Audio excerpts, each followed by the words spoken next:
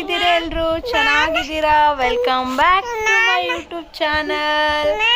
ಯಾರೆಲ್ಲ ಇನ್ನೂ ನನ್ನ ಚಾನಲ್ಗೆ ಸಬ್ಸ್ಕ್ರೈಬ್ ಮಾಡಿಲ್ಲ ಸಬ್ಸ್ಕ್ರೈಬ್ ಮಾಡಿ, ಲೈಕ್ ಮಾಡಿ, ಶೇರ್ ಮಾಡಿ, ಕಮೆಂಟ್ ಮಾಡಿ. ಏನು ಹೇಳು ನಿಂದೇನು ಹೇಳು. ಈ ಥರ ಹಿಡಿತೀಯಾ? ಹಾಂ ಹಿಡ್ಕೊ, ಇದು ಕೈ ಬಿಡು. ಹಾಂ ಹೇಳು.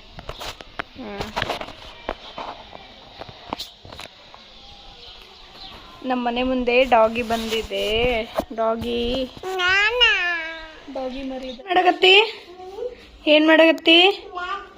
ಹಾಂ, ಗಾಡಿ ಓಡ್ಸಕತ್ತೀಯಾ? ಮತ್ತೇನು ರಿಪೇರಿ ಮಾಡಕತ್ತೀಯ ಗಾಡಿನ? ಏನಾಗ್ಯದ? ಪಂಚರ್ ಆಗ್ಯದ? ಎಲ್ಲಾಗ್ಯದ? ಅಲ್ಲಾಗ್ಯದ?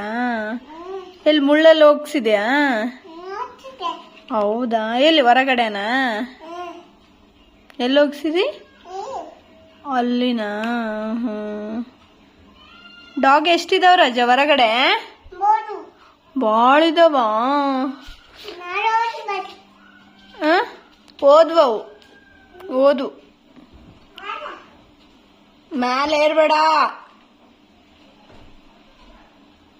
ಸನಿನೋ. ಬಾಯ್ಲಿ.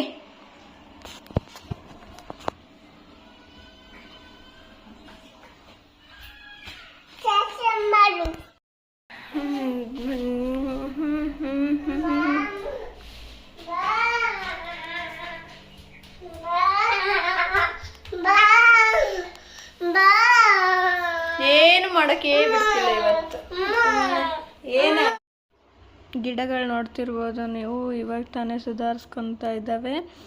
ತುಳಸಿ ಗಿಡ ನೋಡಿ ತುಂಬಾ ದೊಡ್ಡದಾಗಿ ಬೆಳೆದಿದೆ. ಇದೆಲ್ಲ ಕಿತ್ತಾಕ್ಬಿಟ್ಟಿದ್ದಾರೆ. ಮೇಲ್ಗಡೆದು ಒಂಚೂರು ಇವಾಗ ಬೆಳೀತಾ ಇದೆ. ತುಂಬಾ ಬೇಜಾರಾಗ್ತೆ ನೋಡಿ ಸತಿಗೊಮ್ಮೆ. ಏನೂ ಮಾಡೋಕ್ಕಾಗಲ್ಲ. ನಾವು ಬೇರೆ ಜಾಸ್ತಿ ಊರಲ್ಲಿರಲ್ಲಲ್ವ, ಹಂಗಾಗಿ ಯಾವ ಟೈಮಿಗೆ ಏನಾಗುತ್ತೆ ಅಂತಲೇ ಗೊತ್ತಾಗಲ್ಲ ನೋಡಿ. ಹಾಗೆ ಮಧ್ಯಾಹ್ನ ಊಟಕ್ಕೆ ಪನ್ನೀರ್ ಗ್ರೇವಿ ಮಾಡೋಣ ಅಂತ ಮಾಡ್ತಿದ್ದೀನಿ ನೋಡಿ. ಪನ್ನೀರ್ ಗ್ರೇವಿ ಮಾಡಿ ಸ್ವಲ್ಪ ಚಪಾತಿ ಅನ್ನ ಮಾಡ್ಕೊಂಡ್ರಾಯ್ತು ಅಂತೇಳಿ. ಇದು ರೆಸಿಪಿಯನ್ನು ಫುಲ್ಲಾಗಿ ತೋರಿಸ್ತಿಲ್ಲ, ನಾನು ಆಲ್ರೆಡಿ ಯೂಟ್ಯೂಬಲ್ಲಿ ಶೇರ್ ಮಾಡಿದ್ದೀನಿ ಅಂದ್ಕೊತೀನಿ ನೋಡಿ. ಹಾಗೆ ಸ್ವಲ್ಪ ಕೆಲಸ ಎಲ್ಲ ಮುಗ್ದಿಂದ ಫ್ರಿಜ್ಜು ತುಂಬಾ ಗಲೀಜಾಗಿತ್ತಪ್ಪ, ತುಂಬಾ ದಿನ ಆಗಿತ್ತು. ಅದನ್ನು ಕ್ಲೀನ್ ಮಾಡಿದ್ರಾಯ್ತು ಅಂದ್ಕೊಂಡು ಮಾಡಬೇಕಂತೇಳಿ ಬೇಗನೆ ಚಪಾತಿ ಗ್ರೇವಿ ಮಾಡ್ಕೊಂಡ್ರಾಯ್ತು ಅಂತ ಮಾಡ್ಕೊತಿದ್ದೀನಿ. ಫ್ರಿಜ್ ಆರ್ಗನೈಸರ್ ಮಾಡ್ಬೇಕು ಅಂದ್ಕೊಂಡಿದ್ದೀನಿ. ಆ ವಿಡಿಯೋ ಕೂಡ ನಿಮಗೆ ಶೇರ್ ಮಾಡ್ಬೇಕು ಅಂದ್ಕೊಂಡಿದ್ದೀನಿ ನೋಡಿ.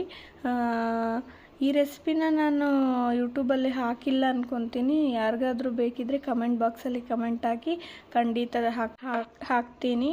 ಇಲ್ಲಿ ನೋಡಿ ನಾನು ಏನು ತೋರಿಸ್ತಿದ್ದೀನಿ ಅಂದರೆ, ವಿಂಡೋಕ್ಕೆ ಕರ್ಟನ್ ಹಾಕಿದ್ದೀನಿ. ಹಾಗಾಗಿ ಅದನ್ನು ತೋರಿಸ್ತಿದ್ದೀನಿ. ಯಾಕೆ ಕರ್ಟನ್ ಹಾಕಿದ್ದೀನಿ ಅಂದರೆ, ಸ್ವಲ್ಪ ಅದು ಟ್ರಾನ್ಸ್ಪರೆಂಟ್ ಇತ್ತು, ಬೇಡ ಅಂದ್ಬಿಟ್ಟು ಕರ್ಟನ್ ಹಾಕಿದ್ದೀನಿ. ಅದಕ್ಕೆ ಕರ್ಟನ್ದು ಸ್ಟ್ಯಾಂಡ್ ಕೊಟ್ಟಿರಲಿಲ್ಲ, ನಾನೇ ಏನೋ ಕ್ರಿಯೇಟ್ ಮಾಡ್ಕೊಂಡು ಹಾಕಿದ್ದೀನಿ ನೋಡಿ. ಹಾಗಾಗಿ ತೋರಿಸ್ತಿದ್ದೆ. ಫ್ರಿಜ್ ಕ್ಲೀನ್ ಮಾಡ್ಬೇಕು ಅನ್ಕೊಂತ ಹೇಳಿದ್ನಲ್ವ, ಅದೇ ಮಾಡೋಣ ಅಂತೇಳಿ ಹೊರಟಿದ್ದೀನಿ ನೋಡಿ. ಯಾವ ಥರ ಎಲ್ಲನೂ ಇಟ್ಬಿಟ್ಟಿದ್ದೀನಿ ನೋಡಿ. ತುಂಬಾ ದಿನ ಆಗ್ಬಿಟ್ಟಿತ್ತು ಈ ಥರ ಎಲ್ಲ. ನಂದು ಮೇನ್ ಮಿಸ್ಟೇಕ್ ಏನಂದರೆ, ನಾನೆಲ್ಲ ದಿನಸಿ ಸಾಮಾನು ಅಂದರೆ ಕಿರಾಣಿ ಸಾಮಾನು ಎಲ್ಲನೂ ಫ್ರಿಜ್ಜಲ್ಲೇ ನಾನು ಆರ್ಗನೈಸರ್ ಮಾಡ್ಕೊತೀನಿ. ಯಾಕೆಂದರೆ ನೆಕ್ಸ್ಟ್ ಆಪ್ಷನ್ನೇ ಇಲ್ಲ ನನಗೆ. ನಾನು ಜಾಸ್ತಿ ಸ್ವಲ್ಪ ತಿರುಗಾಡೋದ್ರಿಂದ ಎಲ್ಲನೂ ಕೆಟ್ಟೋಗ್ಬೋದು ಅಂದ್ಬಿಟ್ಟು ನಾನು ಏನು ಮಾಡ್ತೀನಿ, ಎಲ್ಲನೂ ಫ್ರಿಜ್ಜಲ್ಲೇ ಸ್ಟೋರ್ ಮಾಡಿಬಿಡ್ತೀನಿ. ಹಾಗಾಗಿ ತುಂಬಾ ಮೆಸ್ಸಿ ಆಗಿಬಿಟ್ಟಿತ್ತು. ಅದನ್ನೆಲ್ಲ ಕ್ಲೀನ್ ಮಾಡ್ಕೊಳ್ಳೋಣ ಅಂದ್ಬಿಟ್ಟು ಮಾಡ್ಕೊತಿದ್ದೀನಿ ನೋಡಿ. ತುಂಬಾ ಅಂದರೆ ತುಂಬಾ ದಿನವೇ ಆಯ್ತಂತಲೇ ಹೇಳ್ಬೋದು ನಾನು ಫ್ರಿಜ್ ಕ್ಲೀನ್ ಮಾಡಿ. ಮುಂಚೆ ಎಲ್ಲ ಒಂದು 15 ಡೇಸ್ಗೊಮ್ಮೆನ ಕ್ಲೀನ್ ಮಾಡ್ಕೊತಿದ್ದೆ. ಇವಾಗೇನೆಂದರೆ ಸಣ್ಣಿರೋದ್ರಿಂದ ನನಗೆ ಆಗ್ತಾನೇ ಇಲ್ಲ. ಅದರಲ್ಲೂ ಫ್ರಿಜ್ ಕ್ಲೀನಿಂಗ್ ಅಂದರೆ ತುಂಬಾ ಟೈಮ್ ತೊಗೊತ್ತಲ್ವ, ಎಲ್ಲನೂ ಪ್ರತಿಯೊಂದು ಹಿಡ್ಕೊಂಡು ಮಾಡಬೇಕಲ್ವ. ಹಾಗಾಗಿ ಇವತ್ತು ಸನಿನ ಮಲಸಿ ಇದನ್ನೊಂದು ಮಾಡಿಬಿಡೋಣ, ಇನ್ನೂ ಮುಂದೆ ಆಗೋದೇ ಇಲ್ಲ. ಅಲ್ಲಿ ಫುಲ್ ಮೆಸ್ಸಿ ಆಗ್ಬಿಟ್ಟಿತ್ತಲ್ವ, ಇನ್ನೂ ಟೈಮ್ ತೊಗೊಂಡ್ರೆ ಆಗೋದಿಲ್ಲಿದು ಅಂದ್ಕೊಂಡು ಮಾಡ್ತಿದ್ದೀನಿ ನೋಡಿ. ತುಂಬಾ ಟೈಮ್ ಹಿಡಿತಂತಲೇ ಹೇಳ್ಬೋದು. ಯಾಕಂದರೆ ತುಂಬಾ ಗಲೀಜಾಗ್ಬಿಟ್ಟಿತ್ತು. ನಾನು ಫ್ರಿಜ್ ಕ್ಲೀನ್ ಮಾಡ್ಕೊಳ್ಳೋಕ್ಕೆ ವಿಮ್ ಜೆಲ್ಲು ಒಂದು ಸ್ವಲ್ಪ ನೀರು ಹಾಕ್ಕೊಂಡು ಅದನ್ನು ಎದ್ದಿ ನೀಟಾಗಿ ಕ್ಲೀನ್ ಮಾಡ್ಕೊತಿದ್ದೆ ನೋಡಿ. ತುಂಬಾ ಕ್ಲೀನ್ ಆಗ್ತಿತ್ತಂತಲೇ ಹೇಳ್ಬೋದು. ನಾವು ಫ್ರಿಜ್ ಕ್ಲೀನ್ ಮಾಡೋಕ್ಕಿಂತ ಮುಂಚೆ ಯಾವುದೇ ರೀತಿಯಾಗಿ ಸ್ವಿಚ್ ಇಟ್ಕೋಬೇಡಿ. ಎಲ್ಲನೂ ಸ್ವಿಚ್ ತೆಗೆದು ನೀಟಾಗಿ ಕ್ಲೀನ್ ಮಾಡ್ಕೊಳ್ಳಿ, ಯಾವುದೇ ರಿಸ್ಕ್ ಆಗಲ್ಲ ಅಂತಲೇ ಹೇಳ್ಬೋದು. ಫ್ರಿಜ್ ಕ್ಲೀನ್ ಮಾಡಿದ ತಕ್ಷಣವೇ ಒಂದು 2 ಮಿನಿಟ್ಸ್ ಹಾಗೆ ಸ್ವಲ್ಪ ಹಾರಕ್ಕೆ ಬಿಟ್ಬಿಡಿ ಅದನ್ನು. ಆಮೇಲೆ ಆರ್ಗನೈಸರ್ ಬೇಕಾದರೆ ನೀವು ಮಾಡ್ಕೋಬೋದು ನೋಡಿ. ಈ ಥರ ನೀಟಾಯ್ತು ಅಂತಲೇ ಹೇಳ್ಬೋದು ನೋಡಿ. ಫೈನಲಿ ಈ ಥರ ಕಾಣಿಸ್ತಿದೆ ಫ್ರಿಜ್ಜು. ಯಾವುದೇ ರೀತಿ ಇನ್ನೂ ಐಟಮ್ನ ನಾನು ಜೋಡಿಸ್ಕೊಂಡಿಲ್ಲ. ಜಾಸ್ತಿ ಏನು ಜೋಡಿಸ್ಕೊಳ್ಳೋದು ಬೇಡ, ಸ್ವಲ್ಪ ಮಾತ್ರ ಇಟ್ಕೊಂಡು ಬಿಡೋಣ, ಎಲ್ಲನೂ ತೆಗ್ದಾಕ್ಬಿಡೋಣ ಅಂತ ಆ ಥರ ಪ್ಲ್ಯಾನ್ ಮಾಡಿಕೊಂಡು ಸ್ವಲ್ಪನೇ ಇಟ್ಕೊಂಡಿದ್ದೀನಿ ನೋಡಿ. ಫೈನಲಾಗಿ ಫ್ರಿಜ್ಜೆಲ್ಲ ಕ್ಲೀನಾಗಿ ಒರೆಸ್ಬಿಟ್ಟು ಎಲ್ಲ ಐಟಮ್ನ ಒಳಗಡೆ ಸಾಮಾನ ಇಟ್ಟು ನಾನು ವಿಡಿಯೋ ಮಾಡೋಕ್ಕಂತೇಳಿ ಮಾಡ್ತಿದ್ದೀನಿ ನೋಡಿ.